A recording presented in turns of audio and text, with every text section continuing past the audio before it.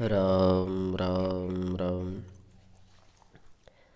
श्री नारद जी भगवान वेदव्यास जी से कहते हैं, हे मुने, पूर्व कल्प में मेरा जन्म वेदवादी ब्राह्मणों की एक दासी के गर्भ से हुआ था। उसी समय हमारे यहाँ चतुर्मास व्रत के लिए टिकने का कुछ महात्माओं की टोली आई। मैं उन्हीं सबकी सेवा में बालकपन में ही नियुक्त कर दिया गया था। श्रोता और वक्ता दोनों ही रसिक हों तभी आनंद का सुखद स्रोत उमड़ता है। वक्ता से श्रोता की महत्ता अधिक बताई है। वक्ता गौ के समान है, उसे स्तनों में दूध यथेष्ट भरा है, किंतु जब तक श्रोता रूपी वत्स उल्लास और स्नेह के साथ स्तनों में मुख नहीं मारता, तब तक वो उसे प्रेम पूर्वक पान नहीं करता। तब तक गौ दूध को उतारती भी नहीं। वत्स के अभाव में भी व्यापारी स्वार्थवश गौ से दूध चूसते हैं, किंतु उसमें वो स्नेह नहीं। अनुराग से निकले दूध का गुण अद्भुत है। तंत्री के तार में सप्त स्वरों की सुमधुर ध्वनियाँ विद्यमान हैं, किंतु जब तक उन्हें कोई छेड़ने वाला न हो, तब तक उसमें से हृदय को आह्लादित करने वाली संगीत की सृष्टि नहीं होती। नारद जी जैसे वक्ता और व्यास जैसे वेदांग के वेत्ता परम रसिक श्रोता फिर भी रस का समुद्र ना उमड़े तो यह असंभव है। नारद जी अपने पूर्व जन्म की अधूरी सी सूत्र रूप में कथा कहकर चुप हो गए। तब व्यास जी की उत्सुकता और बढ़ी। उन्होंने अत्यंत अनुराग के साथ पूछा, भगवान, आपने यह अद्भुत बात सुनाई कि आप पहले दासी पुत्र थे। भगवत नाम गुण कीर्तन के प्रभाव से ही देवर्षि योनि को प्राप्त किया। आप इस नारद शरीर से ही दासी पुत्र हुए या दूसरी देह से? हम तो सदा से सुनते आ रहे हैं कि आप पितामह ब्रह्मा जी के मानस पुत्र हैं। सृष्टि के आरंभ में उत्पन्न हुए, आपके समीप माया मोह फटकने भी नहीं पाते, फिर आप किस धर्म के कारण दासी पुत्र हुए? व्यास जी की बातें सुनकर मंद मंद मुस्कुराते हुए नारद जी बोले, व्यास देव, मैं इस नारद शरीर से दासी पुत्र नहीं हुआ। पहले मैं उपवराहन नाम का गंधर्व था। अपने ही अपराध से मैं गंधर्व योनि से इस मृत्यु लोक में शूद्र योनि में उत्पन्न हुआ। अत्यंत आश्चर्य प्रकट करते हुए व्यास जी ने पूछा, प्रभु, आप एक से एक अद्भुत बात बताकर मेरे संदेह को और बढ़ा रहे हैं। सब लोग तो आपको सदा से ऐसा ही कहते हैं कि आप संपूर्ण विश्व में स्वेच्छा से बिना विघ्न बाधा के भ्रमण करते रहते हैं। आप तो जन्म कर्म बंधन से रहित हैं। फिर कब गंधर्व हुए, कब दासी पुत्र हुए, कैसे ये सब बातें आपको याद है? हम लोगों को तो कल रात्रि में देखा हुआ स्वप्न भी याद नहीं रहता। नारद जी तनिक अपने स्वर को ऊंचा करके प्रेम कोप के स्वर में बोले, व्यास जी, तुम ये बच्चों की सी शंका का मत किया करो। नारद जी बोले, व्यास जी, तुम ये बच्चों की सी शंका मत किया करो। सब जानबूझकर भी आप अज्ञानियों की तरह प्रश्न पूछते हैं। अजी, यह सृष्टि कोई आज ही थोड़े हुई है। आप कहो कि आप तो रविवार को मध्याह्न सायं होते रहते हैं। रविवार चंद्रवार हमेशा आते जाते रहते हैं। साल भर के पश्चात वही 6 ऋतुएं फिर आती हैं। ये तो निरवधि है, इसकी कोई अवधि नहीं है। यह चक्र सदा से चल रहा है। जो मूर्ख हैं, अज्ञ हैं, समय की महानता का, काल के विषय का जिन्हें ज्ञान नहीं, वे ऐसी शंका करते हैं कि समय की अवधि है। उन बुद्धिहीनों की दृष्टि में केवल कुछ सहस्र या लाख वर्ष का समय की परिधि है। न जाने कितनी बार मेरे सामने सृष्टि कर्म को देखकर मुझे कोई आश्चर्य नहीं होता। ब्रह्मा जी के संकल्प से हम प्रकट होते हैं, इसलिए उपचार से हमें ब्रह्मपुत्र कहते हैं। नहीं तो कितने ब्रह्मा हमने आते जाते देखे हैं। आप इस सृष्टि कर्म की श्रृंखला बांधने के चक्कर में ना पड़ें। जैसे समुद्र में सदा अनंत लहरें आती जाती रहती हैं, ऐसे ही ये सृष्टि कर्म गंगा जी की प्रवाह जैसे निरंतर बहता रहता है, वैसे ही ये संसार चक्र चलता रहता है। इसके वार संबत के चक्कर में पड़ेंगे तब तो आपको कभी ज्ञान नहीं होगा। आप जो इसमें सारातिसार भगवत भक्ति है उसी का विचार करें। किस घटना से, किस उपाख्यान से भगवान वासुदेव के चरणों का चिंतन होता है, किस कथा के श्रवण से केशव के पुनीत पाद्म पद्मों में प्रेम उत्पन्न होता है, यही विचारणीय विषय है। मैं इस कल्प की बात नहीं कह रहा हूँ, दूसरे कल्प की बात सुना रहा हूँ। व्यास जी ने विनीत भाव से कहा, दीनबंधो मेरी शंका दूर हुई। अब आप गंधर्व कैसे हुए इस वृतांत को सुनाइए। किंचित काल मौन रहकर पुनः गंभीर होकर प्रेमाश्रु बहाते हुए गदगद कंठ से नारद जी कहने लगे, व्यास जी ये कथा बड़ी ही मनोहर है, हृदय में प्रेम भाव का संचार करने वाली है। आपके सन्मुख उसे प्रकट करता हूँ, आप श्रद्धा सहित उसे श्रवण कीजिए। एक समय की बात है कि देवराज इंद्र की सभा में समस्त ऋषि मुनि यक्ष गंधर्व विद्याधर तथा देवतागण बैठे थे। ऋषियों ने मुझसे पूछा, नारद तुम्हारी तो सर्वत्र अव्याहत गति है। हमने सुना है कि गोलोक में श्रीहरि की सदा दिव्य रास लीला होती है। वो लीला अत्यंत ही आह्लादकारिणी है, क्योंकि उसकी जननी आद्य शक्ति श्रीमती श्री जी हैं। तुम तो अनेक बार गोलोक जाते हो, उस लीला का यत्किंचित रसास्वादन हमें भी कराइए। मैंने कहा, मुनियों नंद नंदन की वह लीला अत्यंत रहस्यमयी है। यह सब प्रकृति के परे की बात है। जिन इंद्रियों का स्वभाव ही विषयों की ओर अपने आप ही दौड़ना है, वह भला उस दिव्य लीला का दर्शन करने में कैसे समर्थ हो सकते हैं। इससे तो एक नूतन अनर्थ की संभावना है। यदि उस प्रकृति से परे दिव्याति दिव्य सौंदर्य में काम भाव का संकल्प भी उठ गया तो सब किया कराया व्यर्थ हो जाएगा। ऋषियों ने आग्रह के साथ कहा, नारद हमारी बड़ी इच्छा है, हम उसे देखने को आकुल हो रहे हैं। प्रत्यक्ष देखने का सौभाग्य तो हमें कहाँ हो सकता है। आप अभिनय के द्वारा उसका यत्किंचित आभास हमें दिखाइए, उससे हम कृतकृत्य हो जाएंगे। मैंने भी सोचा चलो इसमें से कुछ कृष्ण कीर्तन, कृष्ण लीला स्मरण होगा। अतः मैंने उन महर्षि और देवताओं से कुछ अवधि मांगी। एक तिथि निश्चित कर दी गई कि अमुक दिन आप यहाँ हमें अभिनय दिखावें। ऋषियों की आज्ञा पाकर मैं गंधर्व लोक में आया। व्यास जी ये बात तो आप जानते ही हैं, देवताओं की जितनी योनि है उन सब में गंधर्व और विद्याधर सौंदर्य में अद्वितीय होते हैं। इस गंधमादन पर तो गंधर्व और विद्याधरों की युवतियाँ विहार करने आती ही हैं। आप उन्हें देखते ही होंगे। संगीत में तो वे जन्म से ही प्रवीण होते हैं। जैसे पक्षियों के बच्चे पंख निकलते ही उड़ने लगते हैं, ऐसे ही गंधर्व जन्म लेते ही अपने आप सस्वर गान करने लगते हैं। मैंने उन गंधर्व और विद्याधरों के अत्यंत सुंदर सुंदर बालक बालिकाओं को रासलीला के अभिनव की शिक्षा दी। उन्हें विधिवत श्री कृष्ण की नृत्य की शिक्षा दी। सखियों को संगीत सिखाया और जो भी उपयोगी विषय थे सभी की विधिवत शिक्षा दी। वे सब मेरी शिक्षा के द्वारा परम प्रवीण हो गए। व्यास जी उस समय मेरे उत्साह का वारा पार नहीं था। अपने लगाई हुई वाटिका को देखकर माली का मन मुकुर जैसे खिल जाता है, उसी अपनी शिक्षा से शिक्षित उस मनमोहक मंडली की प्रवीणता से मैं अत्यधिक आनंदित था। नियत तिथि आई। नंदन वन के एक प्रशस्त प्रांगण में रंगस्थली बनाई गई।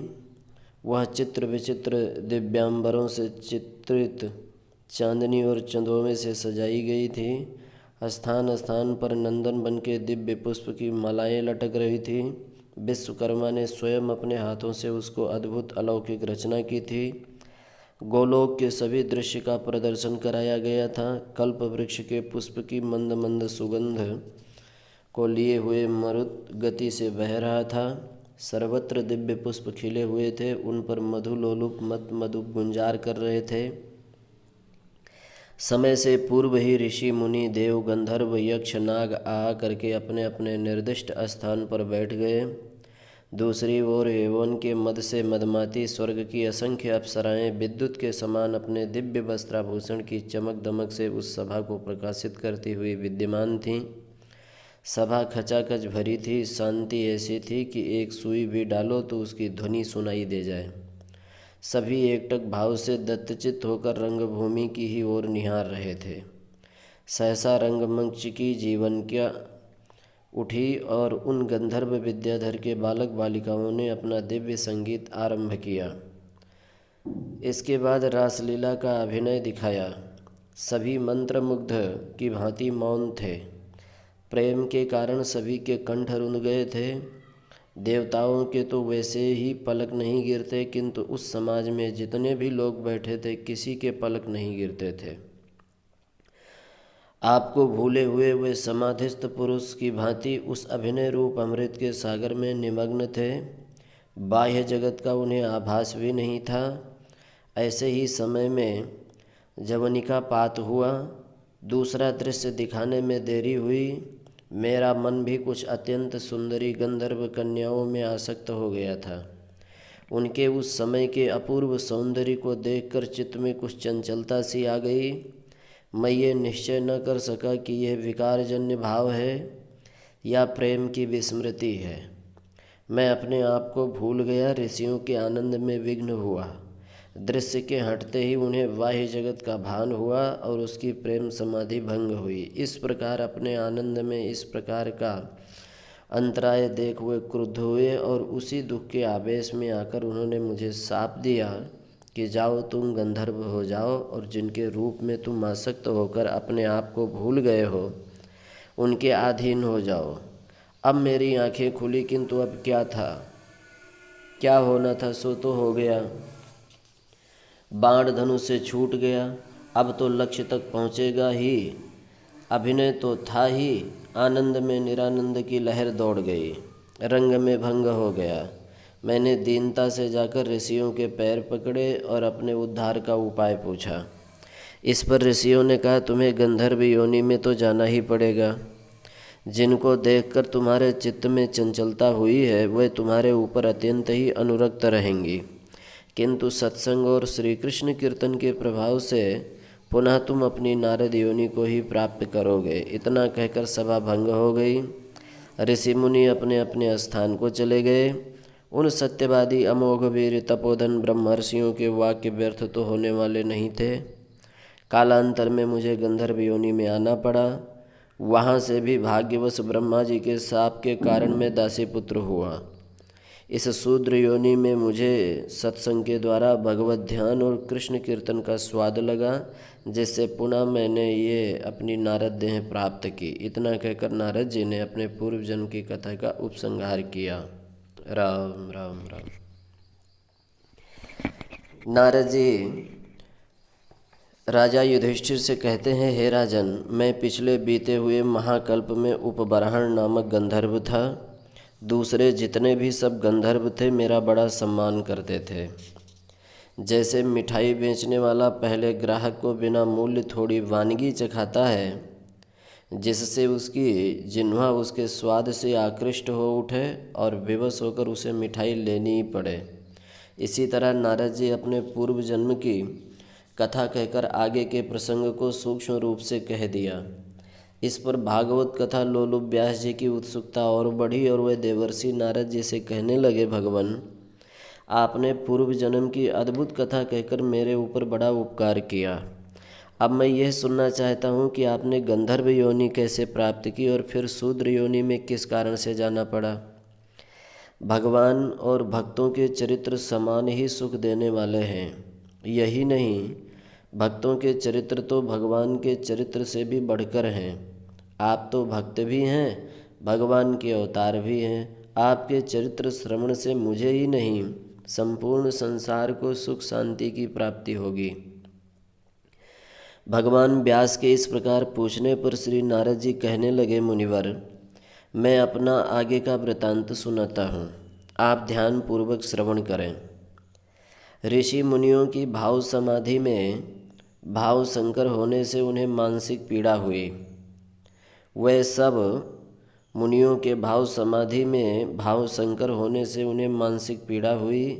वे सब भगवत भाव में भावित थे।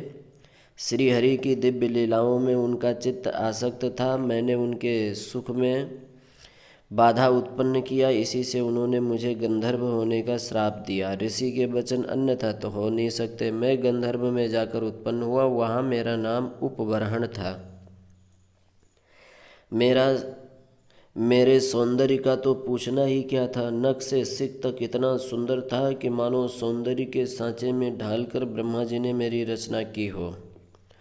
शरीर की कांति तपाए हुए सुवर्ण के समान थी, नवनीत के समान स्निग्धा थी। मुझे श्रृंगार करने से भी बड़ा प्रेम था। सर्वथा शरीर के सौंदर्य को ही बढ़ाने की चिंता में लगा रहता था। मन में मनोहरता का अहंकार व्याप्त रहता। नेत्र सदा मद से भरे रहते। मेरे शरीर से सदा दिव्य गंध निकलती रहती, जिससे आसपास के लोग स्वतः ही मेरी ओर आकर्षित हो जाते। व्यास जी, सौंदर्य का मद मनुष्य को सतपथ से भ्रष्ट कर देता है।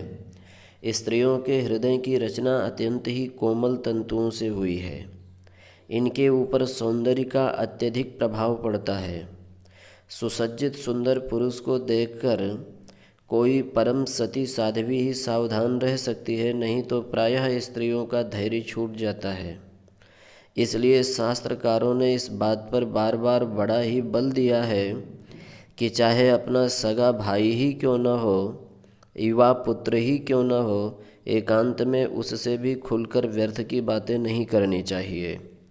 इसी प्रकार पुरुषों के लिए भी कहा गया है, चाहे अपनी सगी बहन, पुत्री या मातृ स्थानीय दूसरी युवती पूज्य स्त्री ही क्यों न हो, उनसे न एकांत में बहुत बातें करनी चाहिए, न उनके हाव भाव कटाक्ष का ध्यान पूर्वक एकांत में अवलोकन चिंतन ही करना चाहिए। दोनों में ही यदि सौंदर्य भी हो तो वो तो विष बुझे बाण का ही काम करता है। गंधर्वों में तो यह बात है ही नहीं। वहाँ तो सब साथ हंसते खेलते और क्रीड़ा करते हैं।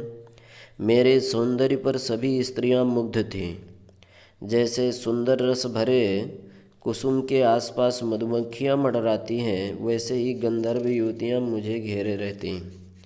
जैसे मीठी वस्तु के लोभ में बहुत सी चींटियां अपने आप एकत्र हो जाती हैं, वैसे ही बहुत सी गंधर्व कन्याएं मेरे समीप आ जाती।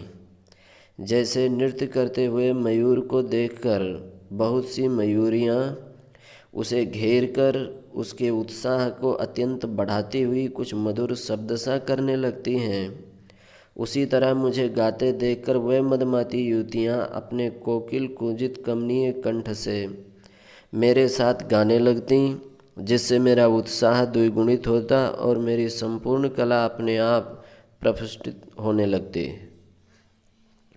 मैं अपने सौंदर्य के मद में मस्त था। मुझे संसार का कुछ भी पता नहीं। सौंदर्य के अभिमान में न मेरे विनय, सदाचार और लोक लाजों को भी नष्ट कर दिया था। रूपवान पुरुष में अपने समान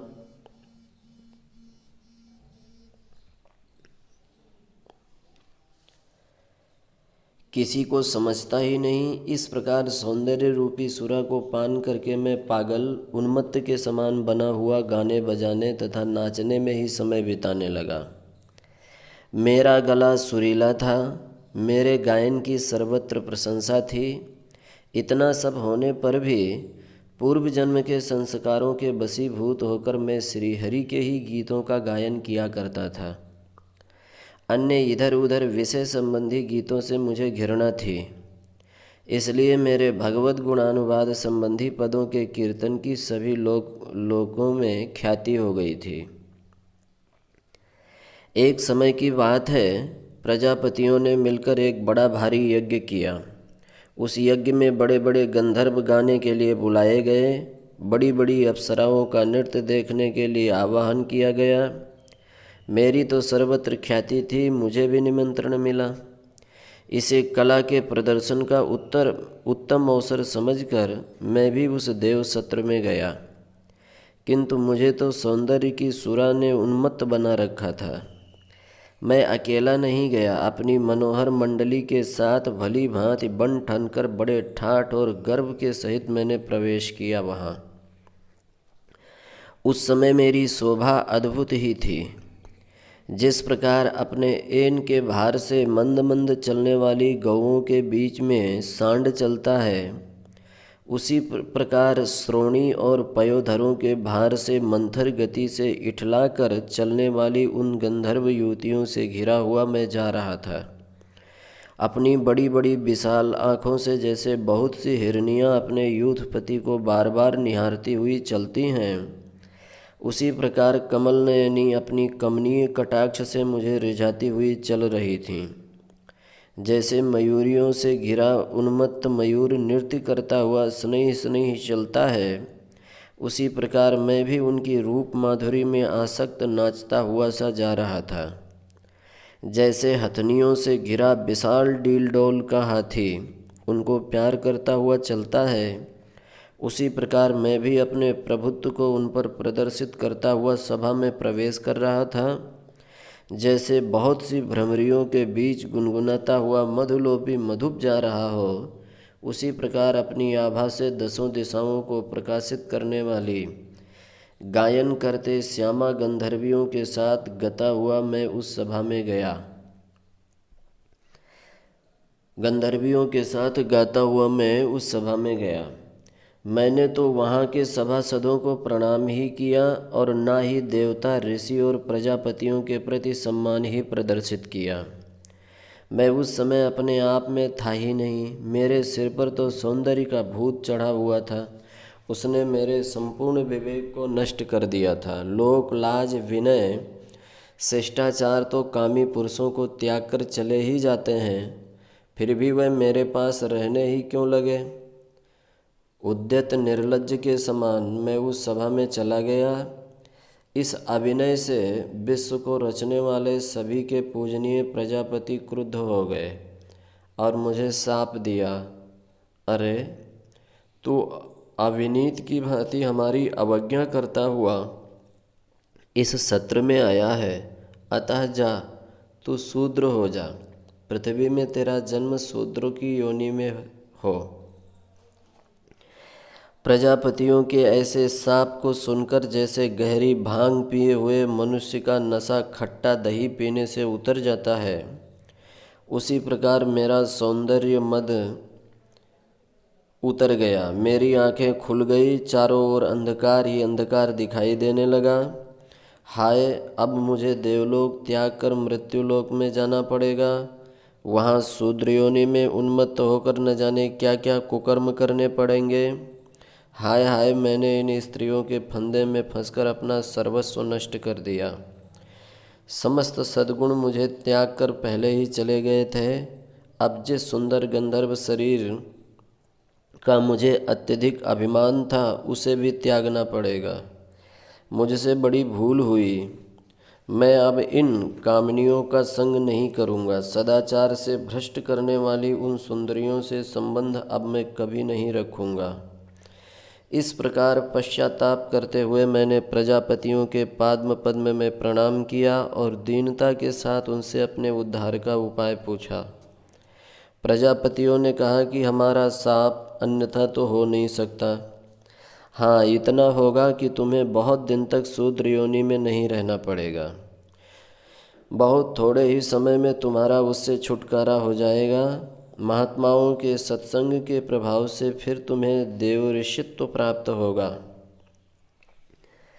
प्रजापतियों के ऐसे वचन सुनकर मुझे संतोष हुआ। अपने रूप, मद और काम चेष्टा का पश्चाताप करता हुआ तुरंत ही गंधर्व योनि से पतित हुआ। पृथ्वी पर आकर एक शूद्रा के गर्भ से मेरा जन्म हुआ। शूद्रा के गर्भ से जन्म होने पर भी मुझे सत्संग की प्राप्ति हुई। मुझे अपने पिता का तो पता नहीं वो कौन था, किस गोत्र का था, किंतु मेरी माँ ब्रह्मवादी मुनियों की दासी थी। उन्हीं की सेवा शुश्रूषा में सदा तत्पर रहती। उसके और कोई संतान नहीं थी। मैं ही उसका सर्वस्व था। वो कुछ पढ़ी लिखी भी नहीं थी। परमार्थ पथ में भी उसका प्रवेश नहीं था। संसारी सुखों को ही सर्वश्रेष्ठ समझने वाली थी। जैसे सब संसारी होते हैं वैसे ही वह भी थी। बड़ी दीन चित्ता और कृपण थी। उसकी समस्त मोह ममता मेरे ही ऊपर सीमित थी। मैं उसका बाहरी प्राण था, ये समझो। सदा मेरे लालन पालन की चिंता में लगी रहती। मुझे तनिक भी कष्ट होता तो वो व्यग्र हो जाती। रात्रि रात्रि भर जाग कर वो मेरी देख रेख रखती। इधर उधर से अच्छी अच्छी वस्तुएं मांग जांच कर लाती और मुझे खिलाती। उसे आठों पहर मेरा ध्यान रहता। सोते समय भी मेरे ही संबंध के स्वप्न देखती। इसी प्रकार मेरी अवस्था 5 वर्ष की हो गई। मेरी माता के मनोरथ रात दिन चलते ही रहते। वो सोचती कि अब मेरा बेटा 5 वर्ष का हो गया है, तनिक और बड़ा हो जाए, 5-6 वर्ष के अनंतर कहीं से इसका विवाह कर दूंगी। जब घर में छमछम करती हुई गुड़िया सी बहू आ जाएगी और इन दोनों का जब साथ साथ में देखूंगी तब मेरे मनोरथ सफल हो जाएंगे, मैं बड़ी धन्य हो जाऊंगी, ऐसा वो बार बार विचार करती। व्यास जी, इन संसारी माता पिताओं की यही एकमात्र सर्वश्रेष्ठ कामना रहती है कि हमारा बेटा बड़ा हो जाए, बटुआ सी सुंदर बहू आ जाए और उसके भी बच्चा हो जाए। इससे आगे वे कुछ नहीं सोचते। यही उनके जीवन का अंतिम अभिलाषा रहती है। मेरी माँ की भी यही दशा थी। वो कभी कभी प्रेम में भरकर मुझसे कह भी देती, अरे बेटा देख, तू यह करेगा तो तेरी भी सुंदर बहू आएगी। व्यास जी, मुझे ये बहू दूल्हे की बात तनिक भी नहीं सुहाती थी। माता का इतना मोह भी मुझे अच्छा नहीं लगता था। मैं पिंजड़े के पंछी की तरह अपने को बंधा हुआ समझता था। बाल्यकाल से ही मुझे संसारी बातों से विरक्ति थी। माता के प्रति भी मेरे मन में ममता नहीं थी। मुझे वो भार सी प्रतीत होती। उसे बुरा न लगे इसलिए कुछ कहता नहीं था, किंतु सोचता था यदि इसने हमसे विवाह करने को कहा तो मैं कभी नहीं करूँगा। व्यास जी, आप इसे भली भांत समझ लें कि पूत के पांव पालने में ही प्रतीत होने लगते हैं। होनहार बिरवान के आरंभ से ही चीकने पात होते हैं। जिन बच्चों को आरंभ से ही बहू दूल्हे की बात अच्छी लगती है, बालक बालिकाओं के साथ खेल में भी जो बहू दूल्हा के खेल खेलते हैं, समझना चाहिए आगे चलकर ये अवश्य ही संसारी होंगे। जिन्हें आरंभ से संसारी बातें प्रिय नहीं, जो खेल में भी भगवान की ही लीलाओं का अनुकरण करते हैं, जिनके आरंभ से ही साधु संत और भगवत भक्तों के प्रति अनुराग होता है, समझ लो वे आगे चलकर अवश्य ही संत होंगे। मैं सोचता था किसी तरह ये बुढ़िया लुढ़क जाए, इसकी आंखें सदा के लिए मिच जाए और मैं कहीं जंगल में जाकर चैन की बंसी बजाऊं, हरि भक्ति में समय बिताऊं, प्रेम से श्री हरि के गुण गाऊं। इस प्रकार माता कुछ और ही सोच रही थी और मैं दूसरा ही विधान बना रहा था। सो व्यास जी, इस प्रकार मेरा बालकाल्य बीता। नारद जी व्यास जी से कहते हैं, हे परम प्रेमास्पद व्यास जी, जब मेरी माँ ने मुझे चतुर्मास में एक स्थान पर निवास करने वाले मुनियों की सेवा में नियुक्त कर दिया तो मैं वहाँ नित्य प्रति कृष्ण कथा सुनने लगा। वे महात्मा नित्य नियम से बड़ी ही मधुर मनोहर कथा कहा करते थे। उन कथाओं के एक एक पद को मैं बड़े ही ध्यान से श्रद्धा सहित सुनता था। उनके सुनते सुनते ही जिनका श्रवण कीर्तन अत्यंत ही मनोहर है, उन श्याम सुंदर की मनमोहनी मूर्ति में मेरा मन फंस गया और प्रभु के पाद्म पद्मों में भक्ति उत्पन्न हो गई। वैसे संसार में सर्वत्र स्वार्थ का ही साम्राज्य है। सभी अपनी अपनी घात में बैठे हैं। सभी स्वार्थ सिद्धि के लिए लालायित हैं। लोभी पुत्र सोचता है पिता का परलोक वास हो तो मेरे मनोरथ सिद्ध हों। स्वार्थी पिता सोचता है बेटा कुछ सयाना हो तो कमा कर खिलावे। यही दशा सबकी समझनी चाहिए।